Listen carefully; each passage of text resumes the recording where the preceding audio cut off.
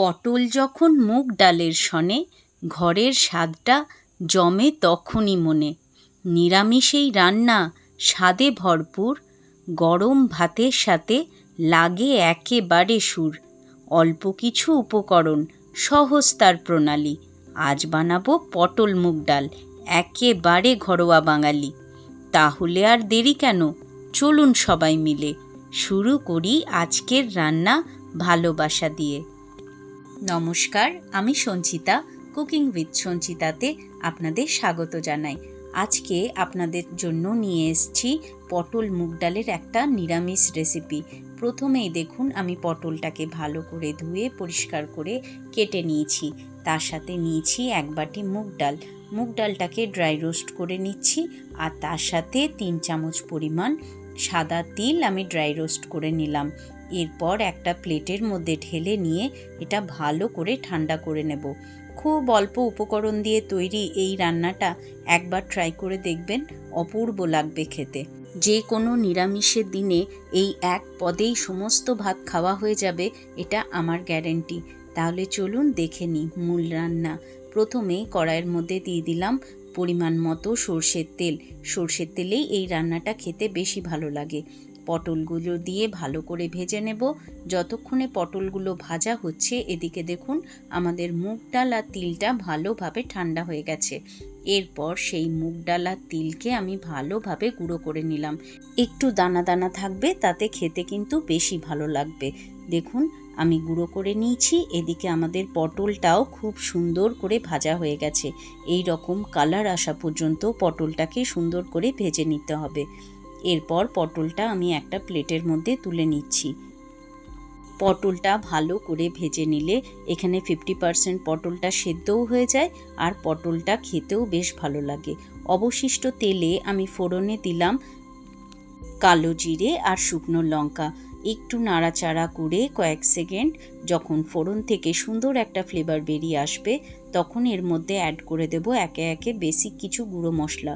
দিলাম হলুদ গুঁড়ো, কাশ্মীরি লঙ্কার গুঁড়ো, পরিমাণ মতো লবণ আর সামান্য একটু চিনি অ্যাড করলাম। খুব সামান্য সময় ধরে একটু নাড়াচাড়া করে নেবেন, বেশিক্ষণ নয় কিন্তু, নাহলে মশলাটা পুড়ে যাবে। এরপর পটলগুলো দিয়ে খুব ভালোভাবে মশলার সাথে মিশিয়ে নেব। মশলার সাথে মেশানো হয়ে গেলে যে মুগ ডাল আর তিলটা আমি ভেজে রেখেছিলাম, সেই মুগ ডাল আর তিলটা দিয়ে এরপর 3 থেকে 4 মিনিট ভালোভাবে কষিয়ে নেব পটলের সাথে, যাতে সমস্ত মশলা মুগ ডাল আর তিলের সাথে ভাজা হয়ে যায়। আমিষ নিরামিষ পটলের অনেক রেসিপি নিশ্চয়ই আপনারা খেয়েছেন। একবার এই পদ্ধতিতে অবশ্যই বানিয়ে দেখবেন, ভীষণ সুস্বাদু একটা রেসিপি। কথা বলতে বলতে আমার ভালো করে ভাজা হয়ে গেছে। এরপর এখানে আমি পরিমাণ মতো জল অ্যাড করে দিলাম। আপনারা জলটা নিজেদের গ্রেভি যেমন রাখবেন সেই অনুযায়ী জলটা অ্যাড করবেন। খুব বেশি পাতলাও হবে না, আর একদম পুরোপুরিও হবে না।